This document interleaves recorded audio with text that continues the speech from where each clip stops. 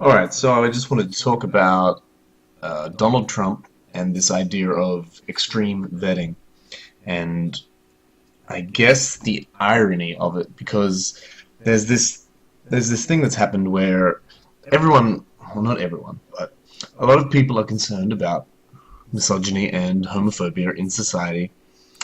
and a lot of people are also concerned about Islam and terrorism and Islamic values in society. And I guess it's like a Venn diagram in a lot of ways, where some people are concerned about both. But a lot of people, a lot of conservative-minded folks who oppose Islam or have fears about Islam have co-opted this idea of misogyny and homophobia, and have decided that this is the reason why they would like to vet people, would like to vet Islamic people and disallow them from entering the country. And what I find most interesting about this is, first of all, it seemed to me as though it all started from being fear of terrorism. And when it had been pretty solidly rebuked that, the doctrine of Islam alone is responsible for terrorism, and when it's shown that there's a majority of Muslims who denounce and don't believe in violent jihad and terrorism, uh, then people decided to take it down a notch and move it towards doctrines of Islam doctrines within Islam or teachings within Islam or general values within Islamic communities that it's more palatable to disapprove of and that genuinely might exist. And the foremost of those being homophobia and misogyny. And the problem with this is most of the people who fear of, this kind of culture clash with a misogynistic and homophobic society, supposedly, are those who are the main purveyors of misogyny and homophobia within society itself today. Now, it's entirely possible that, it's true, certain forms of misogyny are worse than other forms of misogyny, and certain forms of homophobia are patently worse than some forms of homophobia. But I mean, it's a self-defeating argument once you go there, and once you see that, there are largely Christian values that are perpetuating these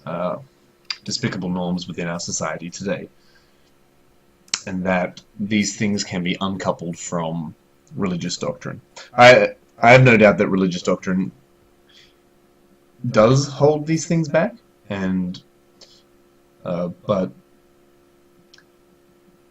it's just kind of interesting to me, and it is ironic, I think, that it is, people from another religion, people who do already uphold these values, who are clinging on to this and saying, see, we can't let them into our country. And, of course, the other great irony is, and this is probably a really hard truth, a lot of people probably don't want to talk about it, but there are many cultures around the world whom are not Islamic, whom do, in general,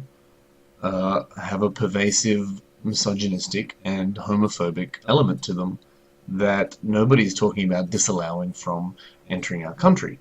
or countries, because this anti-Islamic sentiment is in most Western democracies at the moment. So, and I suppose the fear is that it's this idea that it's the doctrine that is responsible for it, and we can't have people with the doctrine coming into our society. But I mean, it's kind of self-defeating, and we should all be working. I think we should all be working on defeating, doctrinal values, conservative doctrinal values, and conservative values in general. We should be working on improving the quality of life and the quality of living, and people's education, and promoting equal representation in the media and society and in language of all peoples, which will, of course, help improve society across the level and help those who do hold and do perpetuate these conservative views to, in future generations, eliminate them. So, and of course, I do think, by definition, religious values are conservative. I think if you hold to a doctrine or if you hold to a set idea of values that are based on